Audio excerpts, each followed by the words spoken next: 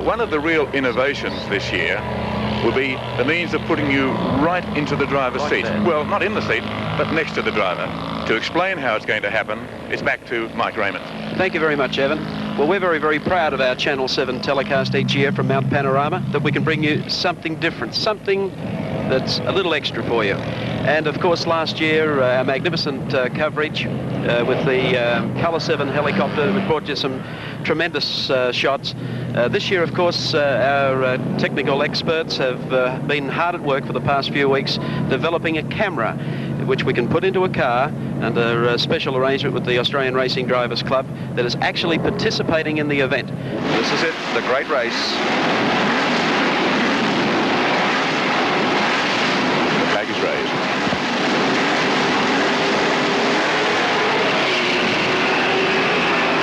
Oh, Moffat has made a brilliant start. He's flying and Brock is going. And here they come to that critical first bend. We have a touch-off in the Hardie-Ferodo Classic for 79 with Peter Brock 0-5 for the Marlborough Holden dealer team. Zooming up Mountain Straight. Right behind him, Bobby Morris. Alan Moffat has advanced from 4th to 3rd, and Alan Bryson. Here is our camera view in the Peter Williamson car in the small litre class. This is what it feels like in the opening corner and the first run to Mountain Straight.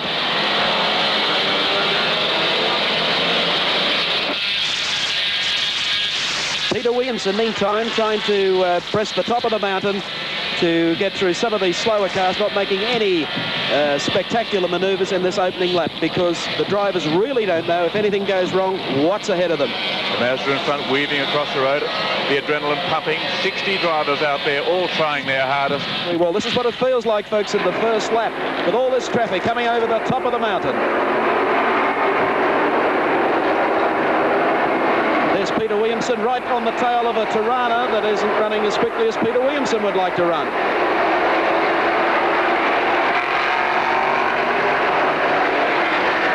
Now, the open spaces, the wide open territory of Conrod Straight, and it's all out, all the way. Okay, Conrod Straight, this is what it feels like coming down, going through the gears, the brakes as we approach the left-hander. Derek Bell alongside him in the Alpha, but just being slightly out-braked. So we've got a great dice on for the 2-litre cars. They're running neck and neck. You can see the Alpha just slipping inside him there. Coming along the pit straight, then turning left into Avco Mountain Straight. And here we go with the Alfetta. Peter Williamson going through the gears on his approach to the run up the mountain. Frank Porter driving the Alfetta just in front of him. It'll be a great dice between these two makes, as well as the Derek Bell car, which qualified a little earlier. So he's out in front. But Williamson has the power in the Toyota. Now the right-hander, GTX Ben coming up. The first car on the pitch, by the way, it's car number 40, the RX-7 Mazda of Terry Shield. Now the short straightaway as we take the left-hander at BP Cutting to Child World Care sponsored corner. Another car on the pitch, car number 48. Just called in. That's the Barry Lee Mazda RX-3. And the leading 10 at the end of that first lap, as we sit with Peter Williamson climbing the mountain. It's Brock, Morris, Moffat, Grice, Charlie O'Brien, Peter Jansen, Gary Rogers, Johnny Harvey, and that's the difference in power. That's as the big Falcon goes by. Johnny Harvey's in 8th place. We have Dick Johnson from Queensland in 9th and Gary Cook in 10th. They're the top 10. Just about where we are now is where John Goss stacked his Falcon during practice earlier in the week, but that's him you can see moving along ahead of Peter Williamson's Celica at the moment. The KTEL-sponsored Falcon back on the track and racing with John Goss at the wheel. Just watch, though, how Peter Williamson will close up on the big four down through this top part of the circuit. You often hear commentators referring to how these smaller class cars can make up ground. Well, you notice Goss, as soon as he gets on to Conrod straight away, will move away. But through this particular part of the circuit, Peter Williamson has moved right up on the bumper of the KTEL Ford, driven by Johnny Goss. And let's take a look back at our camera car. This is the Peter Williamson Toyota Celica. And this is what it feels like to come down the mountain. He's going to make an approach here. Up with the Escort, the Capris, as you can see there, running in a bigger class. These are 3-litre cars, and they should pull away from him as they go down the straight, but that's where Peter Williamson is. All cars taking the exact apex, and a little bit more, almost cutting the grass there. And now the bigger 3-litre V6s showing just a slight advantage in legs, but it'll be interesting to see whether Peter Williamson can close up under braking at the end of Breville Straight. What could be a thrill for our viewers later is to see one of these Fords or Tiranas then pull out and go past. To see just the speed difference that we often talk about in some of these smaller cars and, of course, the bigger V8s. Okay, down towards the end. Getting close to the brake zone. See the markers coming up to indicate how many hundreds of metres. And now he's closing up on the brakes, and that's the difference. Can he get a fast line through? Takes a very tight apex, hugs in behind the nearest Capri, and away they go. But he's not going to lose too much ground. He'll come up into Hill Corner, try and take a fast line, and then maintain this pace as he goes up Avco Mountain Straight.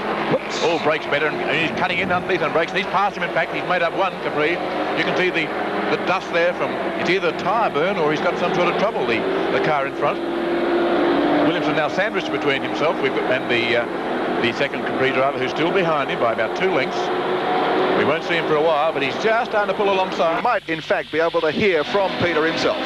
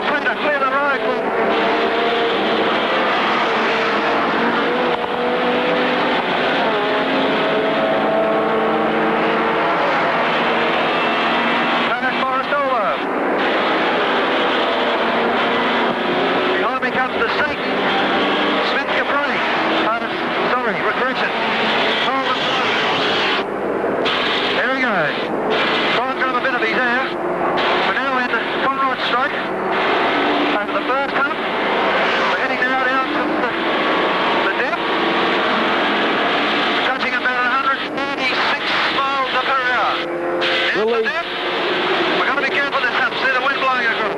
500, 400, 300, 200, on the brake.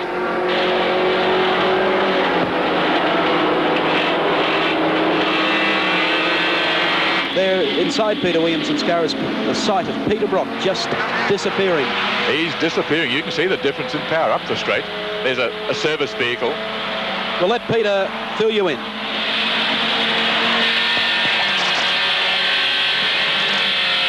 Oh no, I've just gone around GTX. There's a lot of oil on the road. The Denmark board is blown up and it's a sea of oil. There's more oil there than Castrol's warehouse. We're up in the BP curve. Cunning, sorry. Take it easy, Willow. Right, just telling us to it.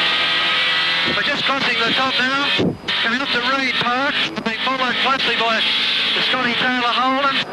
We're going to duck under the tree here. There we go. Coming up to Castrol Curve. Scotty Taylor Holden's very close to me. Castrol Curve. McNubbermy Park. Oh, smooth it down. That's the way, beautiful. That's the skyline and the hands are popping out of the chin. Third gear. Accelerate. Second gear. Accelerate. Watch it, watch it, watch it. And the dipper, careful. Got it, got it. Friendly answers. Down to the elbows. Right down. That's the forest eye, right.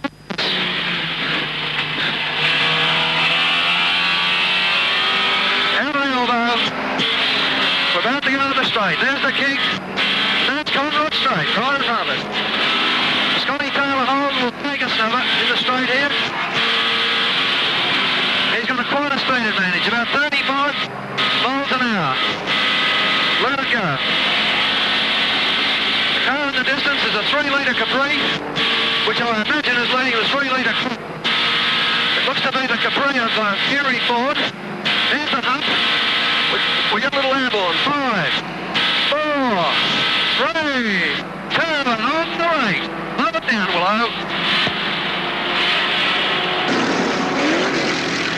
Willow. Beautiful Peter Williamson. And that was a quick lap. I hope you enjoyed that ride around Mount Panorama. There are more of them coming. Back into Peter Williamson's corner. How are things going, Peter?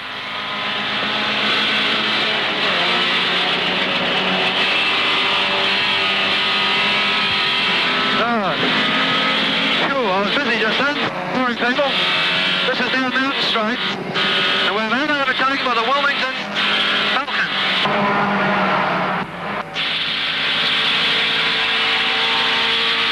This is the top of the mound in the 4th gear. We're having clutch trouble in the Celica at the moment. GTX. Oh dear me. Slippery, slidey. There's a lot of oil on the road there, you may see it. Up to BP Cunning.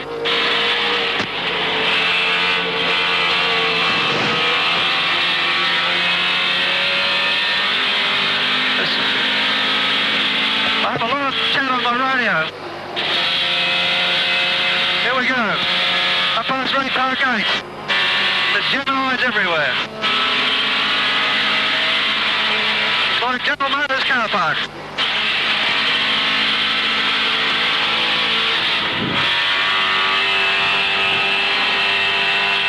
Under the skyline. Look at that view. Out of the top. Oh! Second gear. Brakes. Hardly. There's that rotten Volvo. Holding everybody up. What a joke.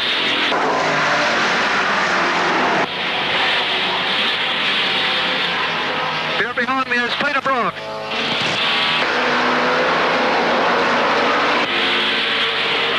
No, it's not. I'm sorry. It's Johnny Harvey. Oh.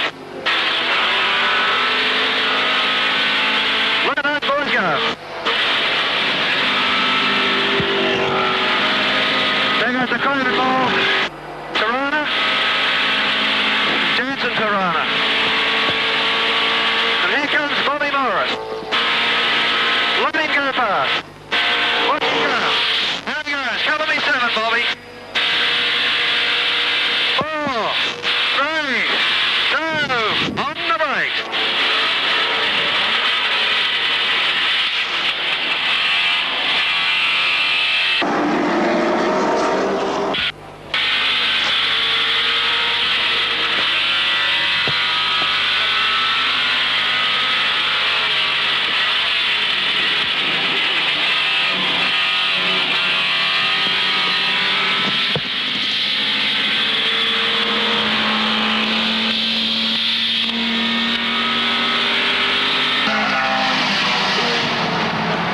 he goes up the mountain once again. Fantastic. Absolutely fantastic. Back to you, Peter. Following the Fury Ford, I think here's a pace car at the moment. We're now coming to GTX. Quite hairy. I'll be off the air for a second. Here we go. There's lots of oil just here. The Denmark Ford. We're climbing up this very, very steep BP cutting. Back to second gear, round the BP cutting. Up over the little crest, it's very steep here.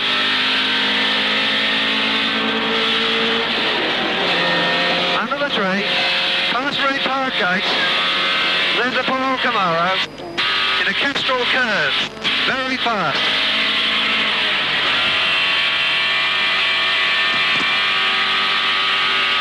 Okay.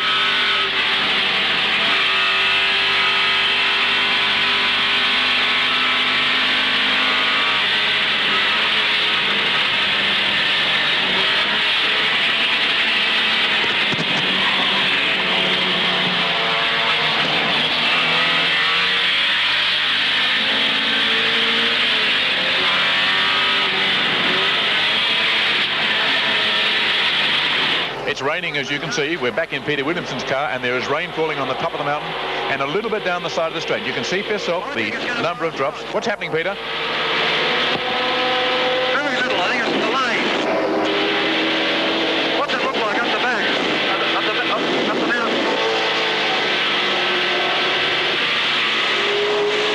It looks pretty grey as though rain's falling up there.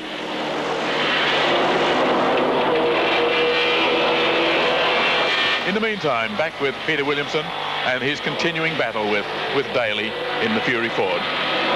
Perhaps we might be able to shortly get Peter Williamson to take us for half a lap and tell us exactly the problems now of rain. Get ready with your wets.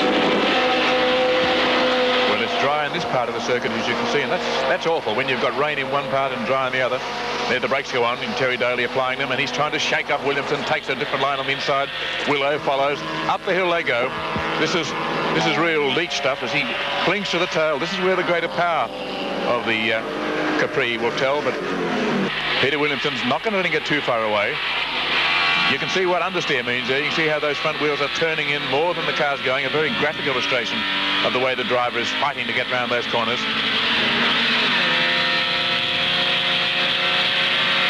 And the roughness of the track under the trees. No. Not too rough? Is it raining up there, Peter? What's happening?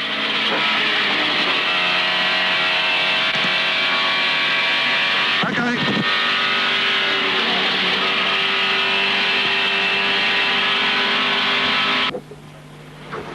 Well, it's okay, as he said, and you can see the track here is a little drier than it was last time, so maybe the rain has been blown away. It was just starting to rain around here. On go the brakes from Daly. Oh, we have a shower of rain even down here in pit straightaway at our commentary box. Rain starting to just tick away at the windows. Not heavy rain, but enough that when mixed with some of that oil that's on the racetrack around, it's going to make things rather precarious for the drivers. You can see there very graphically how close they go to the fence there. The wheels out at understeer angle, and now away goes Daly. He gets the extra squirt from the 3 litres of 6-cylinder engine. Off he goes. Now, can Peter Williamson hold on? Moffat coming in for his pit stop. You can see the rain falling, and Peter thundering down through the S's. Are you listening, Peter? And can you come in and tell us what's happening up there?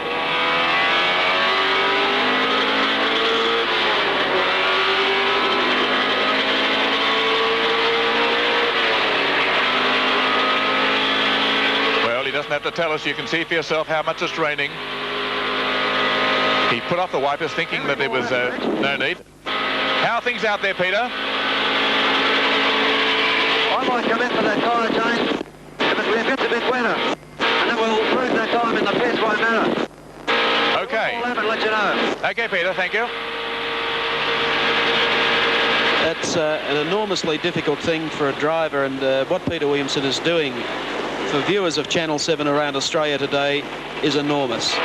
He's trying to communicate with our director, Phil Berry.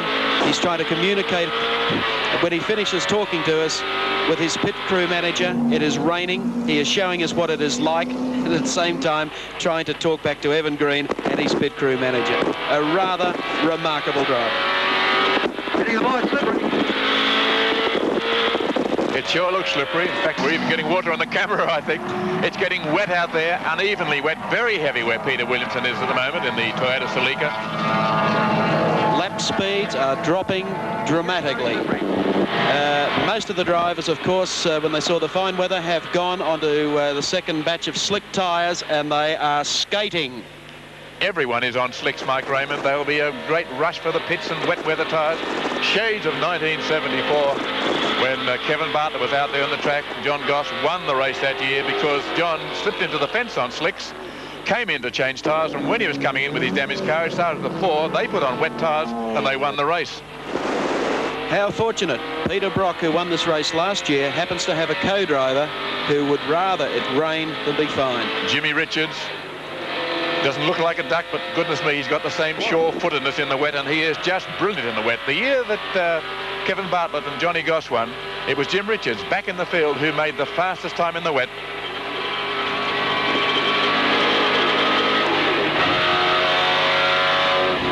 We're up the top of the mountain at the moment in Peter Williamson's car, and down in the pits, Garry Wilkinson has Dick Johnson, the Queenslander, to talk to. Going to Sir, wanting to know what happened to you on top of the mountain. Well, we came down through the dipper. What actually happened was we split a front rim again. Went straight ahead into the armco fencing. But we watch through the windscreen of Peter Williamson's car. They're out of the race with a blown motor in the Chev Camaro. There's Alan Moffat just in front of Williamson, making his way up the mountain. Colin Bond has had transmission troubles and engine troubles, and he's lost a lot of time in car 4, but is still a contender. Dick Johnson in 17, as we heard, is hoping to get the car going again. If he does, he'll be a long way out of contention. Bond, in fact, now we're told is not going to try and go back in. Looks like he's out of the race altogether. Car 54, Roger Cartwright, the Victorian, in an Escort. He crashed. He's okay. The car is not repairable, though, for the race. Car 60, Bill Stanley, in an Escort, is also out. Okay. While we go through this, perhaps Peter Williamson, if you can hear us, come in and tell us what it's like out there in the rain. It's just started to rain. It's reasonably heavy, and the track is getting wet and very, very slow. So I'm trying to be as careful as I can, but I'm sliding violently everywhere. This hole in front of me is no help either.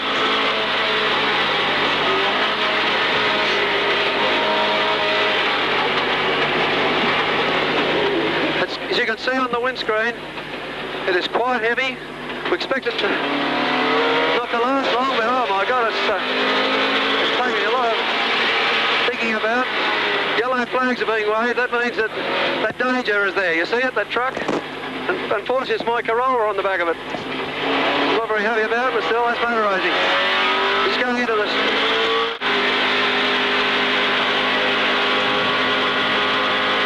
It looks like the wind rain is very heavy at the moment, and we're making a decision as to whether to come in or not. must be very slippery in the braking area, Peter. The road is very slick.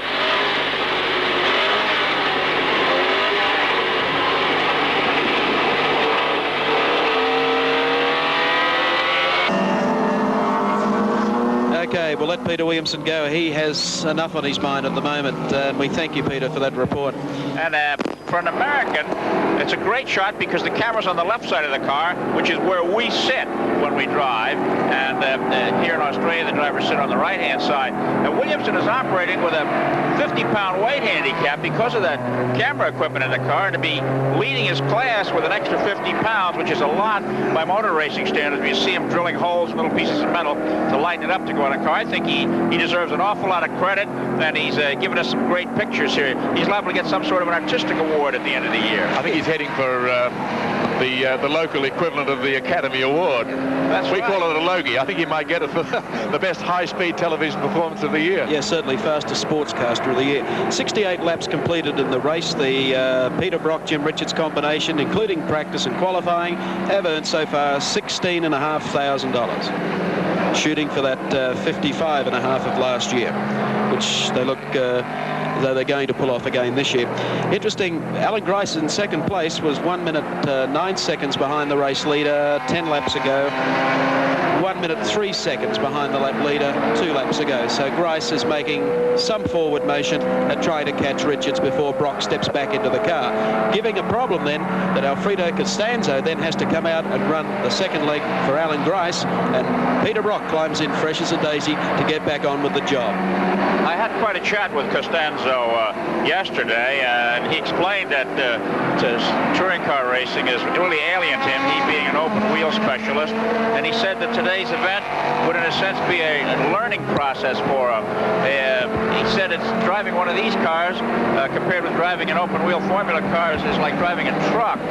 You turn the wheel in a Formula car and it makes a very brisk and immediate turn. You turn the wheel here and you wait a while for the thing to get motoring. And he said the strangest transition for him was the body roll, the roll from side to side of the cars in the corners. It really was hard for him to get accustomed to, because in Formula cars you don't have that. We're watching the driver's view, or almost the driver's view of the cars, the sort of view that Dick Barber might have got had he gone on the track. Well, he didn't go on the track. Instead, he's joined us here, Chris. You might like to talk with him in the commentary box. A disappointed man, I think, is our friend, Mr. Barber. A little frustrating, gentlemen. I know. What's bad about Dick Barber, he's not going to show his disappointed emotions and not getting a ride here. How many miles is it, Dick, from where you came? Oh, boy. They're across the water, Chris. Long ways, but I'm certainly happy to be here anyway. Yeah. When you drove the car in practice, how did it stack up to your expectations? Well, we had a few minor problems, Chris, in the wheel, or the tire hitting the body of the chassis, so we had to do some modification, but the car shows tremendous potential here. It has a lot of power up the hill, tremendous speeds down the hill. We were easily able to come right up on the rear end of the Torontos, so with the proper brakes and some development time, the Camaro is going to be a car to be reckoned with here. You might, I was going to say, I'm sorry, Chris, you might talk your way around the track. We're following Peter Williamson's car. Now, you've had enough runs around the track to get an idea what it's like. Maybe you could just describe it to the viewers back home, what it's like in the left-hand seat, which is where you should be. Right. Well, it's certainly an advantage to in my thinking, being in the left-hand seat, because the course does go counterclockwise to the left. Right now we're following the factory Holden, going down the hills through the switchbacks, which is very similar to a course in Germany called Nürburgring. Quite a driver's course. There's no room for the amateurs out here that are, if you really want to go fast, you have to have a very delicate balance. As you can see, there's tremendous concentration required. Now we're going on to the fast downhill straight, Conrad Straight, I believe they call it, and I believe the speeds get up to around 165 miles an hour.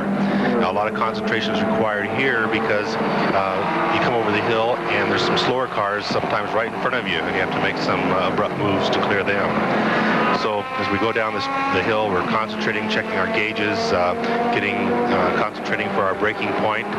I think this is the 500-foot marker coming up here. We go a little bit farther and we come to the 300-foot marker, and you want to brake smoothly, downshift into third gear, continue to brake smoothly, downshift into second gear, come to the inside on the apex of the turn there, let the car drift all the way to the outside, full on the power, accelerate smoothly, stay to the right side because we have a fast left-hander coming up. Right about here, we'll start getting on the brakes again, downshifting back to third gear, back into second gear, and on up the hill. Dick, does it ever get monotonous in one of these long-distance races like Le Mans, where you were second with Paul Newman? Well, not really, Chris. There's a tremendous amount of concentration required at all times because of the tremendous speeds the driver has out here. I would say that, if anything, it's more exciting than a sprint race because of the tremendous strategy and the demands on man and machine. Can you really rest on a long straightaway? No, really, you have to watch the gauges, and you might relax the grip on the wheel a little bit because you're not doing any turns, but every bit of the course demands your maximum attention. Otherwise, you're going to make a mistake. The voice of American Dick Barber, one of the unlucky runners in this year's great race. suppose it makes you fairly satisfied that a driver of Fitzpatrick capabilities, if there is a problem, he can nurse a car. He won't take it over the limit. Well, that's right, Mike. You remember how he brought Bobby Morris's car home in '76, and I doubt whether a lesser man could have done it. If something is developing after 3 or 4 more laps, Fitz he'll be well and truly settled into the car, and I'm sure he'll be able to nurse it home. Alan, I know you've had a lot of pressure on you because everyone thinks of Ford. They think immediately of Alan Moffat, whether you're factory or whether you're private. And so far at this time in the race compared to last year, do you get some optimism going that you're around, you're still there, and things are going to be there at the finish? I hate to agree with that, Michael. It's one of those things. I'm happy that we're in third. We've got a chance. I think we could probably nail back the Grice team, but the other guys are just going like Cape Canaveral rockets, and I think it would take an act of God to stop them at this stage. Alan, how does our car cameras look to you in the monitor? I feel as if I'm driving it here myself, Mike. I'm just still all revved up. We'll pass this truck doing, well, pretty quickly. We'll pass him. No, I think it's terrific. A realized view, if this is what everyone at home is seeing, it's exactly what we have to put up with. The tunnel of love, that Armco, it's all very unforgiving. Here we got to think very quickly about the brakes. It sounds, I keep on about the brakes, it's only because I've been mesmerized for 80 laps about hitting these fences. It's really an act to glide the car around and keep the speed up without having the brakes to do it as well as we'd like to. Alan, you probably want a break, and we'll let you go, but we'll give you 15 seconds to get all the sponsors in. I'm sure you've done that for me already, Michael, but if Federation can give us a little insurance now, I'm sure we'll finish, and I don't want to wish any ill luck on the other fellas, but something has to happen to them just to slow down a little bit, and we'll be up there again. Thank you very much, Alan Moffat, who grants a most gracious interview after stepping out of the car, wrung out after carrying the Ford around in the wet and the dry here in the great race. And once again, back to the Peter Williamson Toyota. Of course, we have Peter's co-driver in at the moment. Mick Quinn, of course, not wishing to take anything away from Mick's driving ability, but Mick is very, very happy to say that he's a garbage man, and they call him Quinn the Bin. After 87 laps in the Hardie-Ferodo 1000, it's car number 5, the Brock Richards Tirana, with Jim Richards at the wheel at the moment, still piloting the field from the Craven Mile Tirana. Alan Grice and Alf Costanzo. Alf Costanzo now at the wheel just after the pit stop. Alan Grice was at the wheel for nearly 3.5 hours. Costanzo in his first flying lap, 2 minutes 33.5, and under these conditions, that's not bad. Charlie O'Brien, car 21, the Phillips Tirana, moved into third place ahead of Alan Moffat's Falcon with John Fitzpatrick at the wheel, and that's a pretty good performance by O'Brien and Garth Wigston. I think Wigston driving at the moment because the car keeps jumping out of second gear, but they figure it'll take longer to come in and change it than it does to put up with it. There's that beautiful shot, the first, showing you the run down Conrod Straight, of course, which is known for this year as Breville Conrod Straight, sponsored by Breville, who support motor racing in quite a big way. Magnificent view. To all you people right around Australia, we had a call in one of the switchboards from a lady who prepared a quick barbecue lunch in Western Australia. She's been using Alka-Seltzer since we started showing the camera shots. Peter Williamson's car is 11th and still heading towards a finish in the top 10 and a win in the class. And with Alf Costanzo at the wheel of the Craven Mile Tirana, he has closed the gap on Jim Richards in the Holden Dealer Team Tirana to 23 seconds. Yes, well, that's the information we have. So Alfredo must be Superman. They'll name him Mario Costanzo after that, if that is correct, because they did a pit stop and must have lost a bit there. But we are now in Peter Williamson's car, the bigger Toyota, the Celica. Yes. He is going very well. Yes, I think so. Yeah, I think so. They're going well. Yeah. Now, put yourself in the seat with Peter. What's it like driving the Toyota down through these bends? Well, we have a very good handling on the Celica, also Toyota Corolla 11. So we going faster than, 3-liter class racing car.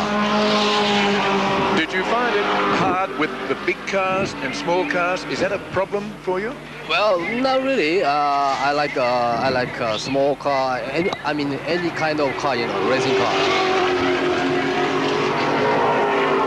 Peter going very fast now. This is the fastest part. Yes. How hard is the braking for the corner? Very careful there? Well, yes, but it's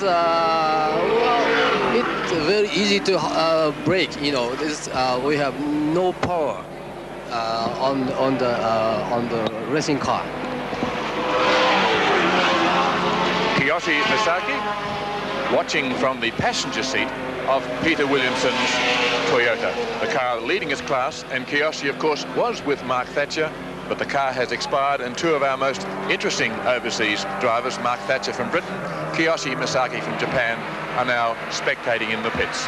And add to that list Dieter Quester, because the Bob Morris Ron Hodson car has just this very second been pulled back behind the pit wall. It is out of the race. There's your teammate out there on the track. We had him up on the camera a moment ago. Are you happy with the performance you've given today?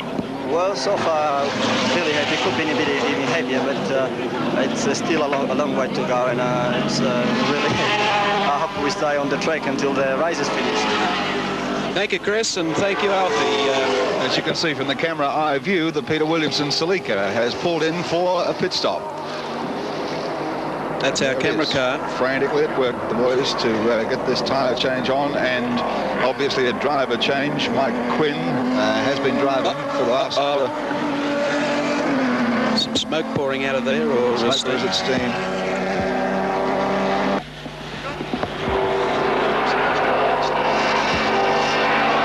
As you can see, there's our camera situated there, cleaning the windscreen, which would be appreciated by the millions of viewers around Australia.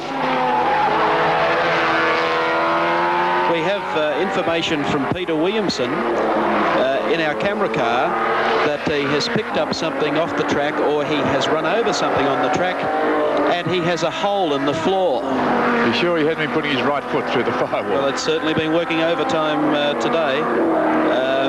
Our director, Phil Berry, has been in contact with the pits and is able to speak back to Peter Williamson. Is it something that is concerning him, Phil? No, it's not at this stage. I'd say it's all the 3-litre drivers throwing stones at him. There were one or two cams on the track earlier. In fact, we saw one of the cars pick up one and spin it aside, and it may be some of the debris on the track that has been causing tyre problems, and now put a hole in the floor of Peter Williamson's car has been contributed by the onlookers. It was Peter Williamson last year, you may remember, who added some of the great drama to the race by trying to open his boot, which had suffered in collision with another car with an axe. Peter, we must confess, has an eye towards the nation is doing, and during that pit stop, when he had terrible trouble trying to open the boot with an axe so he could get into his fuel tank, which was enclosed within the boot, had another competitor run up and offer him a porta pack, that is a hydraulic press, to open it. And Peter said, "Get out of the way, I've got national television watching me," and had another 3 good strokes with the axe. Well, just coming across Skyline a minute ago and down to the exit. It's something, I don't know whether it fell off my car or what, but I've got a hole in the floor of it, about probably like an axe cut. One of the like axe cuts, I've had enough of those last year. I don't know whether it's somebody's car or something on my car, but it's sort of surprised me. But we're battling on, there's no problems, going beautifully. Maybe you might be able to pan the camera down, Peter, and show us. I must think of coming into here, I'm doing 100 miles an hour, 200 yards a month, and I just wonder how many carpets are getting ripped up and the Land Rovers, their heels going off at the minute. We're down at pit straight, and we're looking good. I'll say they're looking good. Hardie-Ferodo corner. Looking good. That is the understatement of this race. Peter Williamson still leading the class and doing a great job. Leading the class in 9th position outright. Also leading, of course, all the 3-litre class cars. And I would think up to, what, 7th overall? with the... Yes, up to 7th overall with the Federation Falcon retiring. Just looking down through the top 10 starters that we had for our viewers at home, just to recap, I keep getting back to the law of averages once again. The top 10 included Brock, Morris, Grice, Moffat, O'Brien, Rogers, Jansen, Cook, Johnson, Bond. Of those cars starting from position 10 back, Bond is out with problems. Johnson has gone out. Cook, do we have a readout on Garry Cook? Still in there? We'll punch up Garry Cook and have a look as we come back through them. Okay, we'll take that in a second, where Garry Cook is running in the field. Peter Jansen, of course, who started from position number 7, has advanced to 2nd. Gary Rogers, who was running in...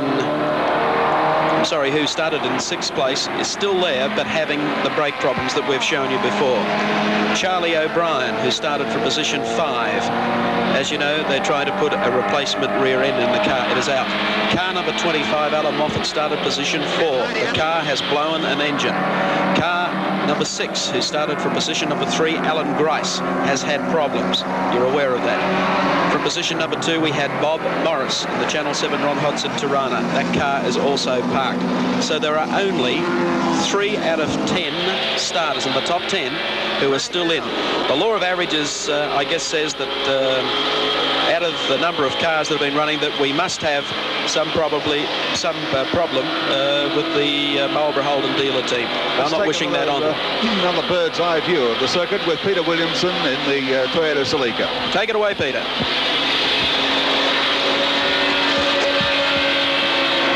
We're just rounding Castrol GDX bend and heading up this very steep little climb again. Just a second. It's a bit desperate. Oh, crikey! You buggered it up. All right. We're just going to keep this thing together for another 25 laps. And I'll be the happiest man in Australia. And Australia has seen probably the greatest television movement that I've ever been associated with. The way this camera and all this electronics in this car has been functioning today has got to be to a... Oh, hang on. More Henry Chester stuff. Yes, get rid of him first, Peter, then go backward. Whoops, watch it. You know what's nice? Those big cars are hopeless, aren't they? They're dropping out like flies, Peter. Back in again. Back at the answer. I'm trying to keep a gap between myself and the Brian Foley Alpha so that I've got a little cushion there in case something goes wrong. So I'm touching on just a whisker. And into the main straight. There we are. Conrod straight. A beautiful sight. Yes, I'm getting very tired. I've lost a lot of fluid. And I'm sure that most people have today. Not an easy job. Watching these little fellas, you've got to keep thinking all the time and keep the car quiet and keep the braking distances down.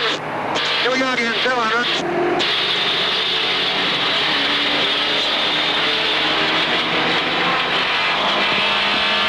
We've got clutch trouble. And we're having to pump. The gearbox has gone right so far. It's the clutch, but the gearbox is suffering from the clutch being a little bit, hang on. Whoops, got it. Good boy. The synchros are taking a big hiding. We've had it all day. There's Moffat out of the race. What a shame. Beg your pardon? Everything's okay. Oil pressure's good. I'll be looking for that flag, I can assure you. Here we go to Castrol GDX car. Oh my God. I just bounced up in the air. I don't know where you saw it, but... Oh dear. I'm trying to keep everything all under control, and I've got to keep the pace on because the Alpha's setting out after me. Oops, here we go. Keep it quiet, well, that's it. We're just coming up to Reed Park. It's a very steep climb. Probably on television you wouldn't be able to tree. You wouldn't really, there's Repark gates on our right. Castrol curve. You probably don't appreciate the steepness of the climb, but around there. Here we go, McPhillity. Oh dear. Gotta get in place there, look at that. There's the skyline. Third gear. And into the dipper. Here's the dipper.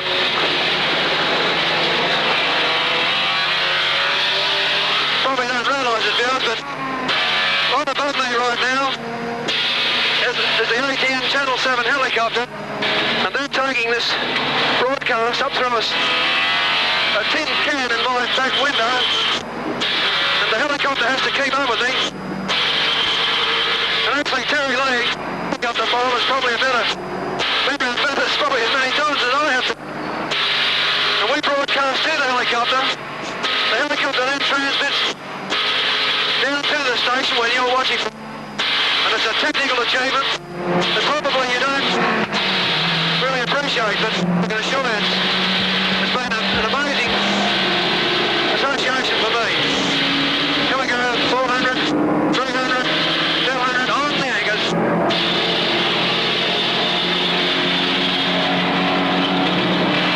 Remember a few years ago, Jack Bradden took up the Bathurst there. That corner. Very spectacular. Here comes good old Scotty Taylor up behind me, the boy. Okay, I think we might thank you, Peter. There he goes. I won't ask him for a comment, but he has probably ruined 4 million lounge chairs throughout Australia today of people driving in this Hardie-Ferodo Classic. Without doubt, the most magnificent contributor to this telecast, and a real gentleman. And I think even if he didn't win, if he was the first car out, we'll have him at the presentation area to talk to him. The presentation, that's still a way off. Peter Brock's still in front, but as you know, Hardie-Ferodo, the 1000, is becoming a graveyard for V8s. There's more action forthcoming when we return from Mount Panorama Bathurst. Okay, Peter, off you go. That's straight. We've got about 9 laps to go, and I'm feeling the effects of the day. Starting to get cramps in my legs. I can hardly change gears. Well, hang in there. I think everyone in Australia is riding with you. Well, and it's causing me all sorts of discomfort at the moment. I'm really looking forward to the end of this. It's been a long day. This little thing, apart from the clutch, has been first class. I noticed the V8s this year are not quite as fast as they were last year. Things are happening very quickly in these closing stages of the race. There's been a lot of retirements. I'm just keeping a very good gap between myself and the Alpha Romeo GDV Alpana, so that I don't, if I need to stop because of my leg cramps and change drivers, I'll have enough time to do so. But at this stage, I think I'll be okay. I've got Michael Quinn in the pits waiting. I've really got trouble with my left leg. However, it's been a great day. You're right there, Peter. We'll let you go. We'll stay with you.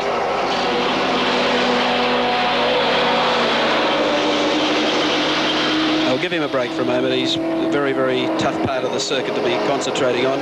We are aware of what's going through a driver's mind, relayed to you live, talking about cramps in the leg. It's been a long day for him, probably more than any other driver in that field. He might have been up leading the race with 8 cylinders, but he's carried out a role that no other driver has carried out in a Hardie-Ferodo ever.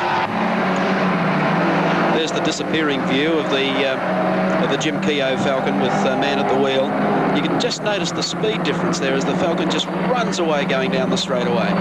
Peter's top speed was, I think, up around about 137. The Falcon capable of anywhere from 159, 161. A different view of the Hardie-Ferodo 1000, and an exclusive view too.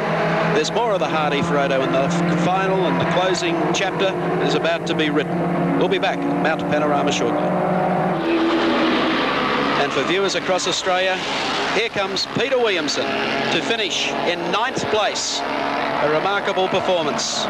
Peter Jansen going through for 2nd place in the race, and the glare of the sun as Peter Williamson finishes off with his hand outstretched. The leg cramps won't seem half as bad now.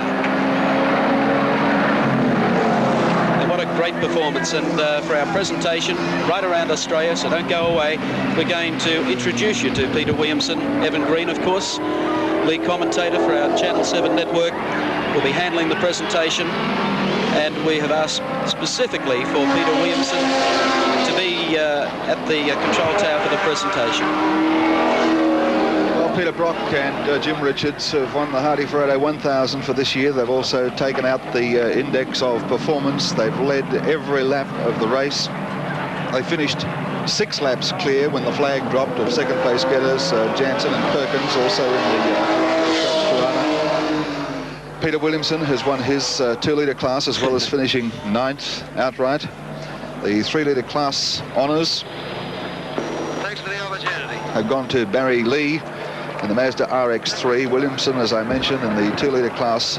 The 1.6-litre class victory has gone to the Recar racing team of Allen and Kell Goff in the Gemini.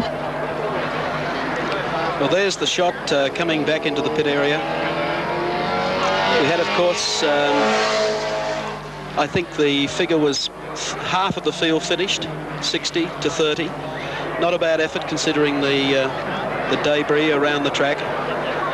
And this is what it feels like, yet another first to return to the pits after completing and just wait for all the people to converge upon Peter Williamson. Of course, the car that didn't make it, there's Peter, about to step out of the car. He'll be joining Evan Green in the presentation booth following the race.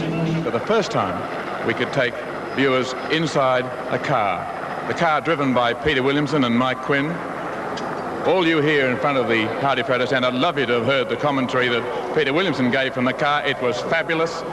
And just to top off a great performance, Peter Williamson won the 2-litre class in the Toyota Celica. Peter. Congratulations, Peter. Step up here for a minute. Your co-driver.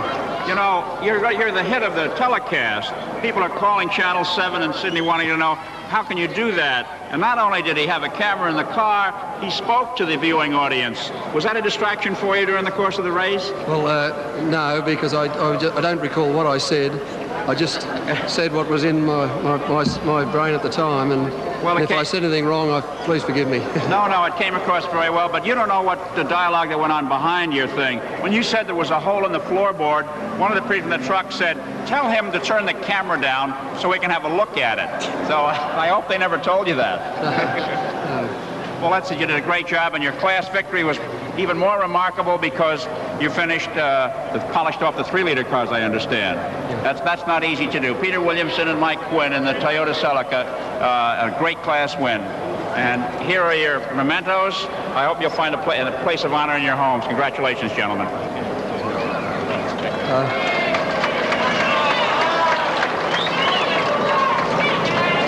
I suppose nobody here has ever seen a humble car dealer before, but here's one. I'd like to thank Mike. He did a great job. We lapped about the same times. We kept the pressure on. We had a very hard race. We had a lot of trouble last night, and we had a lot of assistance from Castrol, and I thank them. We had a long race with that Alfetta GTV of Foley's. We finished after 1,000 kilometres, only 1 minute 20 seconds in front of him. And I'd like to thank you for letting us win, Brian Foley. I'd like to thank Reg Varley, Stephen Branch, and all the team. They work so hard. And all of you people for coming here and making it such a great event. Thank you very much.